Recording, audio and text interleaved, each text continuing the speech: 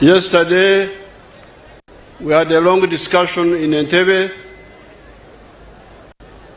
and Central Africa will become a very good trading partner with East Africa.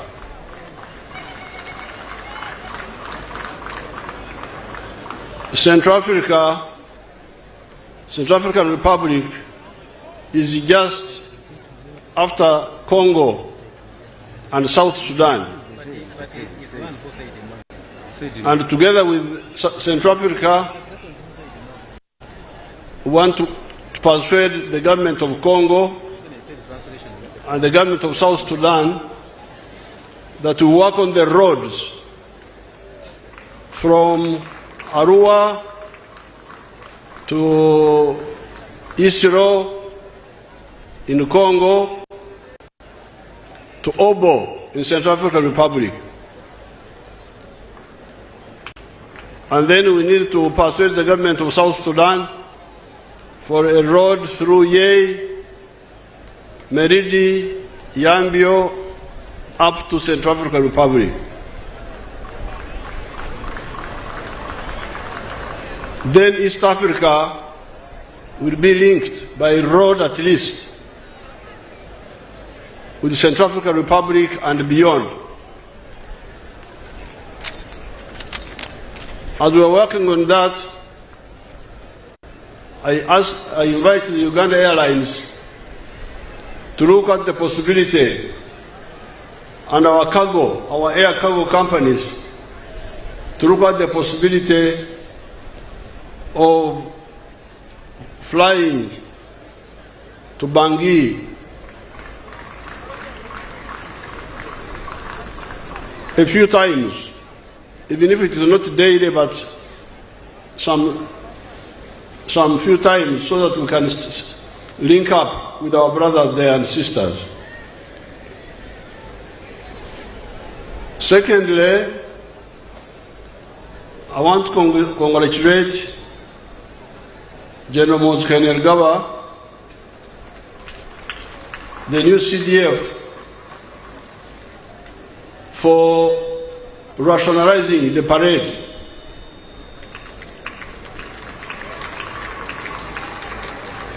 Making it shorter, and you, the politicians, would learn, talking endlessly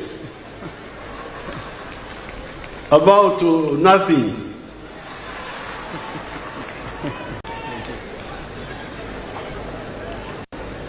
I want to congratulate the army. Instead of the parade staying there the whole day standing, now they have done their work and they have gone.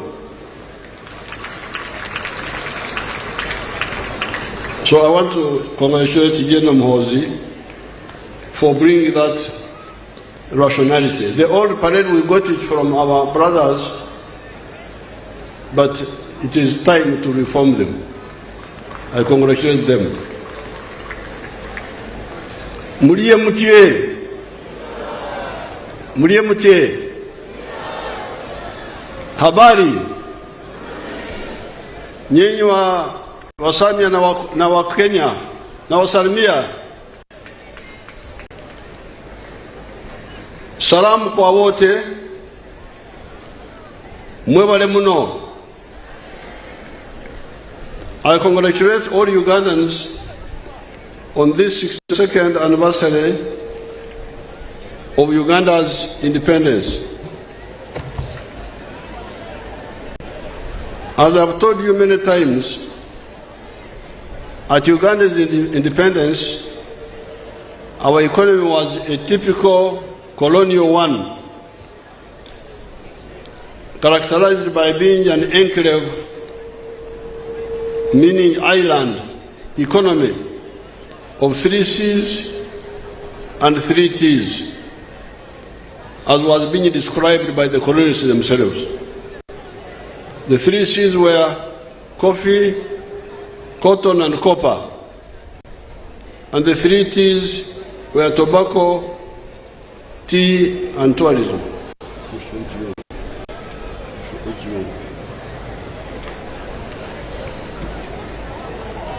These formed a small island of modernity and money economy, surrounded by a sea of no money, subsistence economic activities, underdevelopment, and poverty.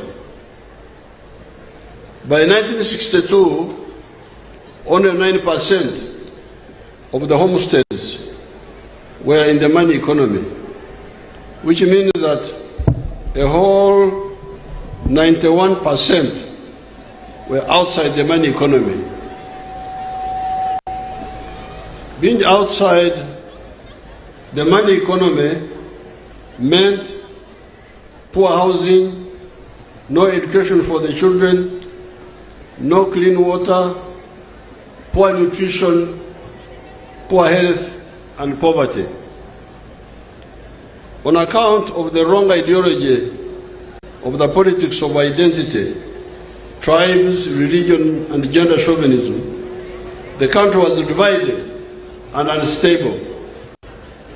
This instability caused the constitutional crisis of 1966 and the Idi Amin coup of 1971.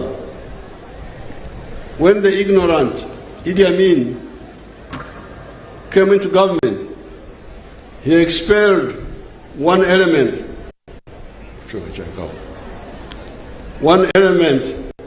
of our entrepreneurial class, the Asians. And by 1986, when the NRM came to power, the small colonial enclave of the 3 C's and 3 T's had collapsed. Only coffee and tobacco were still limping on. The whole economy had been informalized into magendo, smuggling, chibanda, foreign currency black market, and kusamra, speculation. There were acute shortages of the so-called essential commodities. These were sugar, salt, paraffin, soap, textiles, human and veterinary drugs, etc. All these were being smuggled into the country because all the factories and all the former channels of importation had collapsed. Fortunately, having been in the resistance struggle since the 1960s, by this time we had distilled the 3 historical missions which we thought were the mission of the African freedom fighters. These were prosperity, strategic security, and using the brotherhood of the African people to achieve the 2.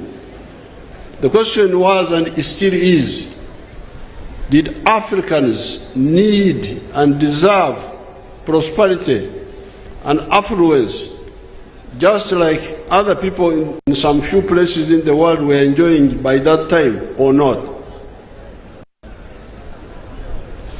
Swala lilikuwa Mwafrika anastahili kuwa na maisha mazuri, maisha ya utajiri, au ni lazima abaki kwenye umaskini? Hili lilikuwa swala la kwanza wakati tulikuwa tunaangalia maneno yetu ya hapa. By 1960, the affluence was only in Western Europe, North America, and Japan. Mwaka 1960, sehemu 3 za dunia peke yake ndizo zilikuwa na maisha ya utajiri. Europe Magharibi, North America na Japan. Wengine wote walikuwa kwenye umaskini wakati huo. The rest of the world was in poverty. Our answer to that question was yes, the Africans needed and deserved prosperity and affluence, just like those mentioned above had achieved. Then the next question was, where then does prosperity come from? Utajiri unatoka wapi? Can it come from begging? Omba inaweza kuletea utajiri kama nchi au mtu binafsi? The answer was no. Prosperity and affluence can only come from producing a good or a service with the chibaro, ensuring maximum returns, and selling those items sustainably. Jibu letu lilikuwa kwamba utajiri unatokana na kila mtu mzima kushiriki kwenye kuzalisha bidhaa au huduma na kuuza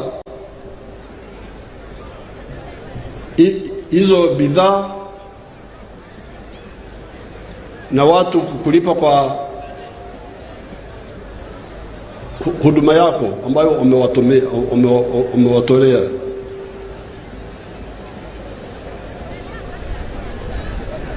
Then the next question was, who will buy the goods or the services you produce? Kama ukisha tengeneza bidhaa au uko na huduma, watu gani ambao watanunua bidhaa hizo? Soko iko wapi ya bidhaa na huduma unayotoa? This is when our search for prosperity and affluence brought us into collision with the prevailing pseudo-ideology of that time in Uganda and many parts of the world.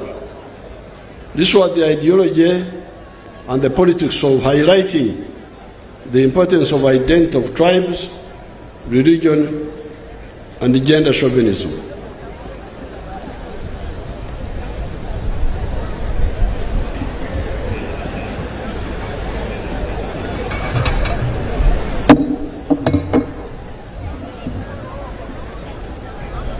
Kawa inanisaidia kwa throat.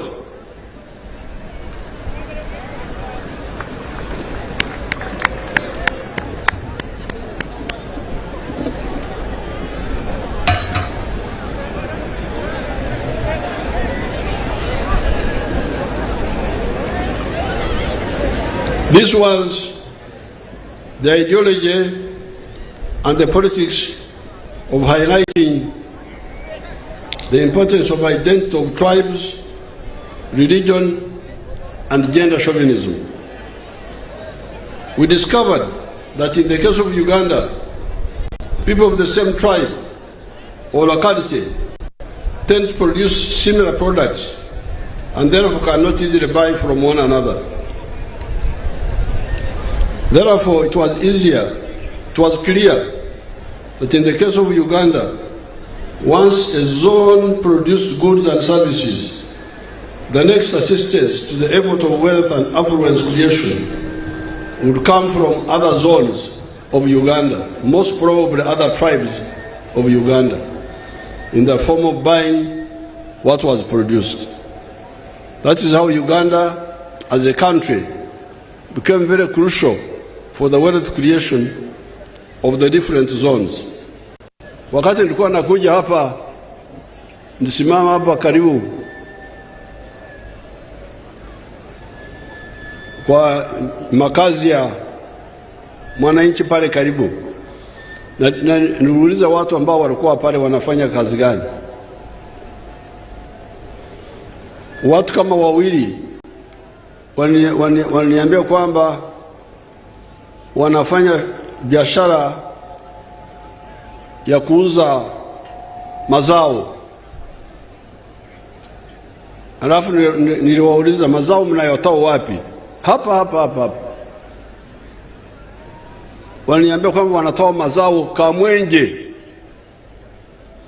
Wanakwenda Kamwenje, wanatoa huko maharagwe, wanakuja wanauza Wakenya huko. Sasa hii ndio siasa ya NRM. Kuzalisha mali, alafu kuuza hiyo mali kwa ndani ya Uganda na kwa Afrika nzima. Kama unaelewa hilo, huu uhusiano uweza kuwa kwenye mambo ya ukabila, mambo ya dini, mambo ya kudharau wanawake na watoto na vijana.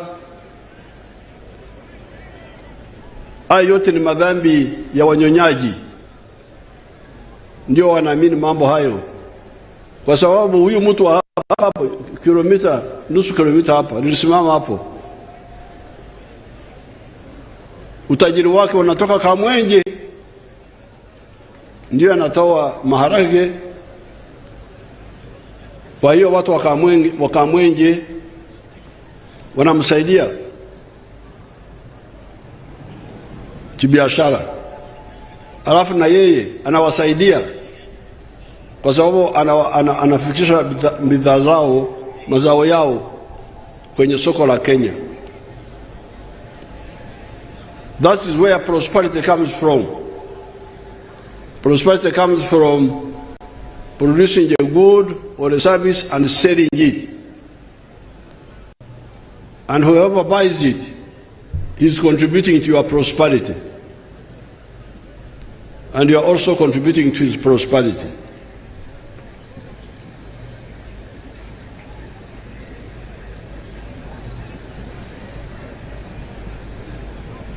We discovered that in the case of Uganda, people of the same tribe or locality tend to produce similar products and therefore cannot easily buy from one another.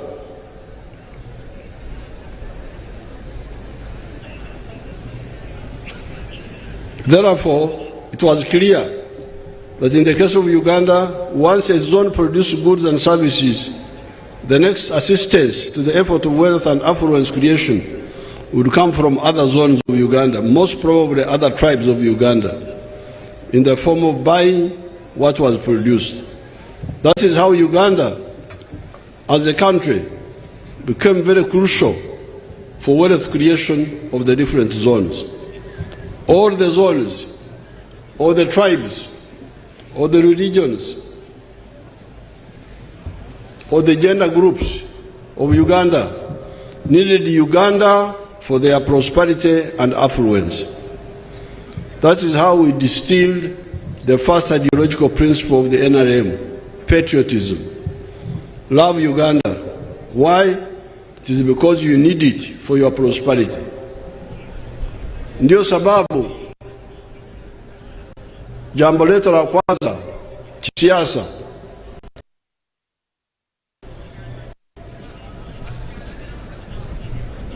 ni jambo la uzalendo.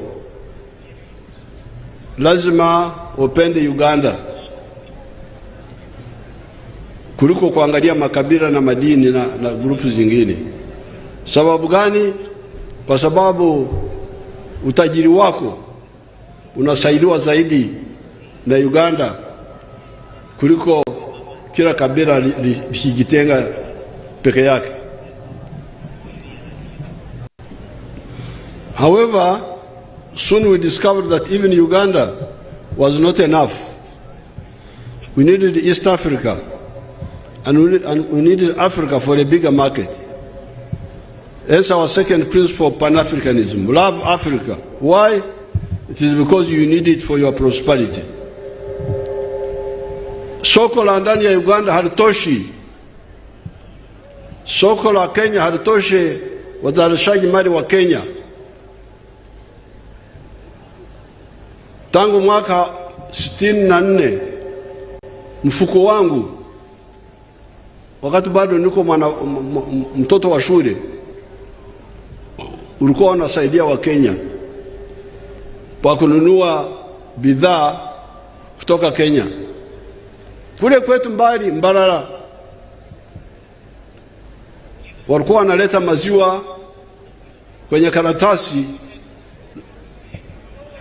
zenye chapa ya KCC, Kenya Cooperative Creameries or something like that. Kwa hiyo kule Mkenya alikuwa anafaidika kwa mfuko wangu. Mimi nikinunua maziwa ya kutoka Kenya, Mkenya anamsaidia, anapata pesa, na Mkenya mwingine anapata ajira, kazi. Ndio sababu mnasikia kwamba msingi wa kwanza wa NRM uzalendo, penda Uganda. Sababu gani? Kwa sababu Uganda ndio itakusaidia kwenye shughuli zako za kufanya biashara. Lakini vile vile Uganda haitoshi, lazima upende Afrika. Kwa kizungu tunasema Pan-Africanism. We needed East Africa and we needed Africa for a bigger market. Hence our second principle of Pan-Africanism. Love Africa. Why? It is because you need it for your prosperity. We then realize that you cannot produce modern goods and services if you do not promote socio-economic transformation from the capitalist modes of social organizations. Hence our third ideological principle of socio-economic transformation. Waziri Mire Babalanda alikuwa anaelezea jambo la kufanya kazi za kutumikia tumbo peke yake. Kwa lugha ya Wagwere ambao wanaishi hapa karibu, wanasema okora ekida chonka. Abagwere abasami baloma batya ohole oholera enda yongane, oholera enda enda yongane, oholera enda yongane ni. Yes. Mfuse Musamia. Lakini ile msemo wa Wagwere ndio rais kwangu. Okore chida chonka. Tena kwenye Japadora wanasemaji, najua kwa Achori, teach me each keken. Japadora wanasemaji? Kuna Mjapadora hapa?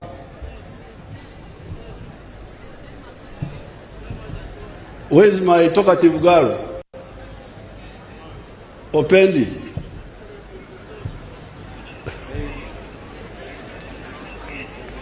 Who? Like actually, you go and tell us on the microphone.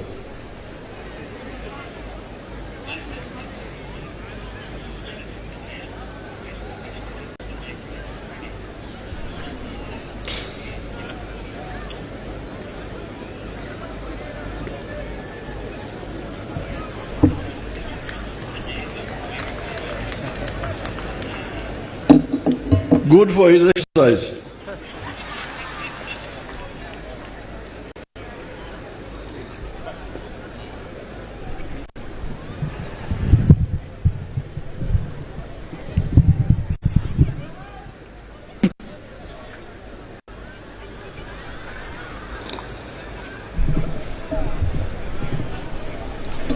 Your Excellency, it is teach Maijokende.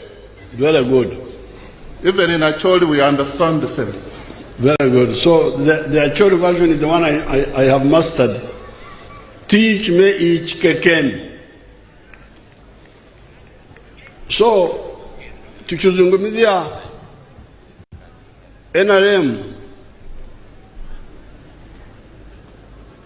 kushughulikia jambo la masoko, soko la Uganda,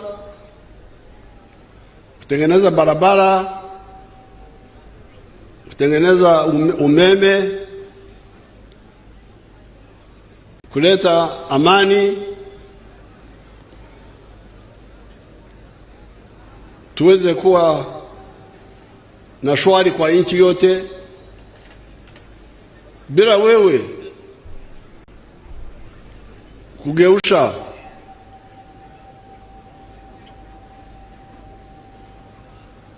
maisha yako, unaweza kukosa fursa hii.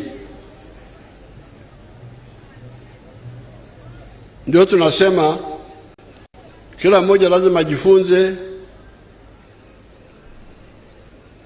dasturi ya kushughulikia mambo ya chakula, lakini vile vile vitu vya kumletea pesa mfukononi.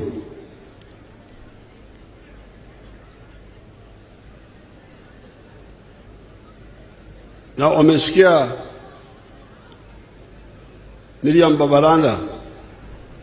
Mariam alikuwa anasema bado watu wengi wako kwenye hali ya kutumikia tumbo peke yake,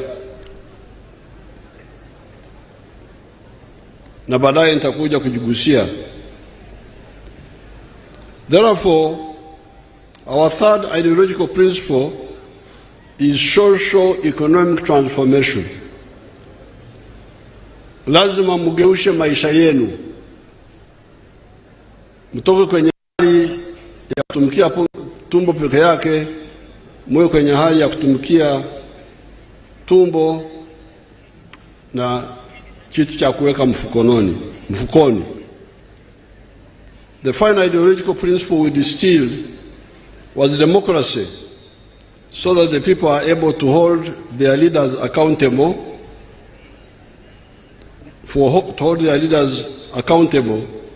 for their actions or inactions.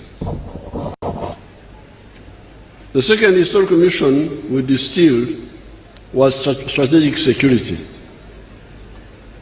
Can Uganda, acting alone, ensure its strategic security? Or do we need regional and continental efforts? We have analyzed this issue in different documents, and our views on this are well known. We must be following the developments in the world, where some actors are aiming at achieving what they call four-dimensional superiority. Superiority in land forces, superiority in the air, superiority at sea, and superiority in space. Where does that leave Africa? Can Uganda, acting alone, even when it becomes a developed country, be present decisively in these four dimensions? However, the African Pan-Africanists have been telling you that an East African federation or any comparable political integration unity in other parts of Africa can. These Pan-Africanists have been W.B. Du Bois, Marcus Garvey, Sylvester Williams, Kwame Nkrumah, Sekou Toure, Modibo Keita, Mwalimu Nyerere, Louis Rwagasore, Aman Abeid Karume, Kenneth Kaunda, and others. Kwenye mambo ya usalama kwa jumla, kujilinda kutokana na hatari za aina yote, sisi tulikuwa tunafundisha watu wetu kwamba Afrika inapaswa kufanya pamoja. Tukifanya hivyo ndio tutaweza kuleta amani. Mnasikia hii fujo yote ambayo iko kwenye bara la Afrika. Wakati tunashirikiana tunafaulu. Wakati tulishirikiana wakati wa ukoloni tulishinda wazungu Mozambique, Angola, Zimbabwe, Namibia, South Africa.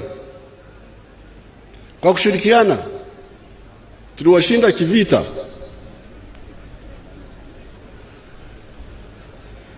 Kwa hiyo matatizo mnavyosikia Afrika ambayo bado yapo ni kwa sababu kosa moja, ni kwa kutashirikiana. Ndio nimefurahi kuona rais wa Central African Republic kuja hapa kusudi tuzungumzie mambo ya kushirikiana kwenye mambo ya aina mbalimbali ikiwemo usalama. The third historical mission that we distilled was the similarity and linkages among the now 1.5 billion people of Africa. You always hear stories of the parasites, of how Africans are divided among tribes that are always fighting one another, etc., etc. The NRM, being the force of wealth creators, right from the beginning, held in contempt these positions. In reality, the now 1.5 billion people of Africa belong to 4 linguistic groups. The Niger-Congo, those are the Bantu and the Kwa, the Nilo-Saharan, the Afro-Asiatic, and the Khoisan. Besides, you find linkages among these groups. Like I was amazed to find that the Somali word for cow is Sa. The Bantu dialects of this area call cow dung Sa, Obusa, Amasa, you know that very well. Yet the Somali language would be a part of the Nilo-Saharan, while the Bantu dialects belong to the Niger-Congo. Above all, our ancestors at the coast of East Africa developed for us the neutral, non-tribal Swahili language that can easily unite East and Central Africa, if not beyond. It is therefore feasible to use the similarities and linkages among the 1.5 billion Africans on the continent to achieve powerful economic and, in some cases, even political integration to ensure our prosperity and guarantee our strategic security. Hapo sisi watu wa NRM umuruganda bagamba nti tuzimura. Tunaona kama na aibu watu ambao hawaone uhusiano wakati wa Afrika na umoja wao. Hapa Uganda kuna Wasamia, Kenya kuna Wasamia. Kuna Waluo hapa Kenya, kuna Waluo wa kwetu, Wajapadora, Waacholi, Walangi. Wateso wako huko, Wateso wako Uganda, Bagisu na Baria wengine. Kwa nini watu wa Afrika hawatumia umoja huo kushughulikia shida zao? Hii ndiyo line ya NRM, kutumia undugu kushughulikia mambo ya utajiri na mambo ya usalama. Bahati nzuri tuko hata na lugha ya Kiswahili ambayo haina mwenyewe. It is not a tribal language.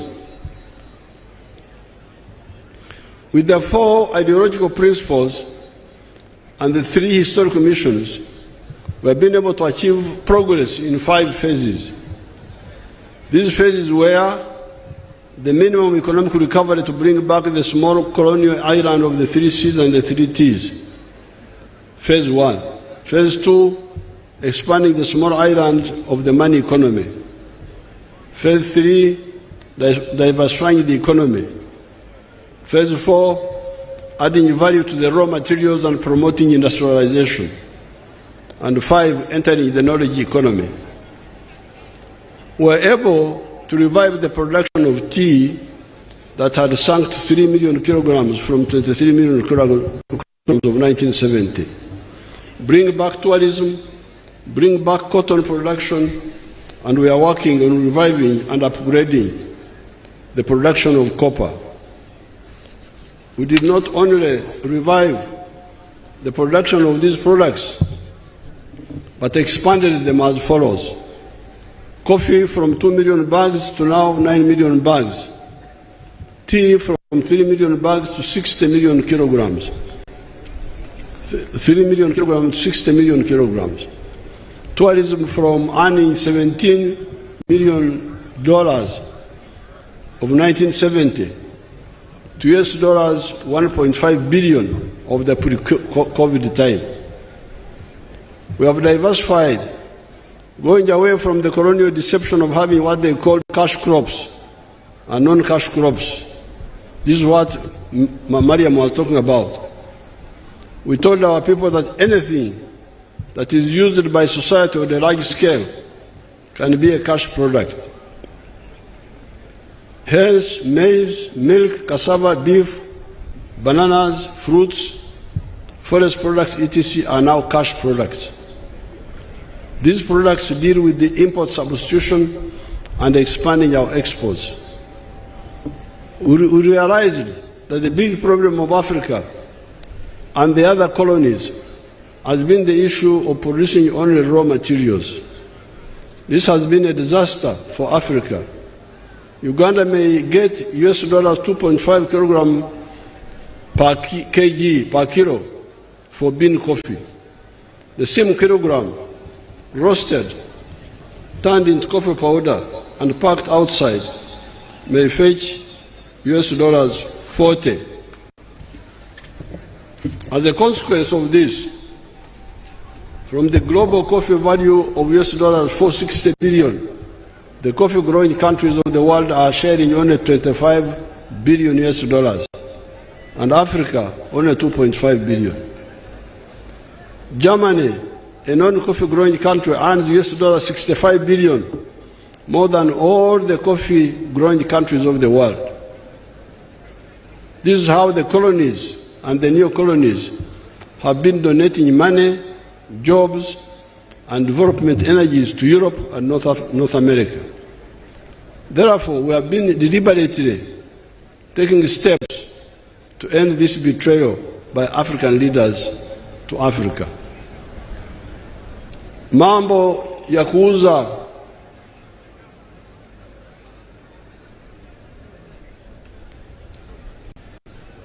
raw materials, ekigambo kye nakozesa eri mu Kampala ekifaanana nga kino kyali kya omuntu okutunda amabidde. Nannyini lusuku alina amabidde mu kifo ky'okusogola omubisi n'ajjamu omwenge, ayinza n'okwongeramu n'afumba n'ajjamu kali akabatira ddala.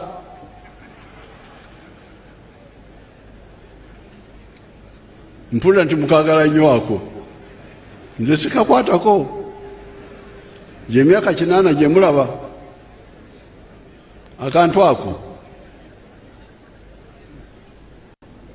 Naye kati oli bw'atunda amabidde, emigaso gyonna egidirira mu ssente gitwalibwa abalala.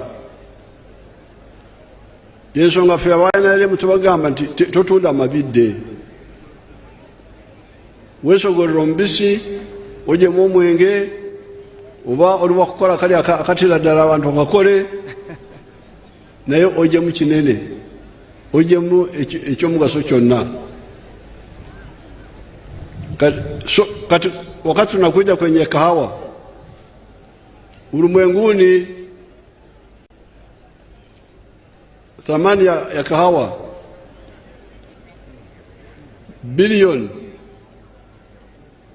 Kati olaba no mu Swahili nalwetaaga obuyambi. Abaswahili tebalina bigambo ebimu ng'ebyaffe eno.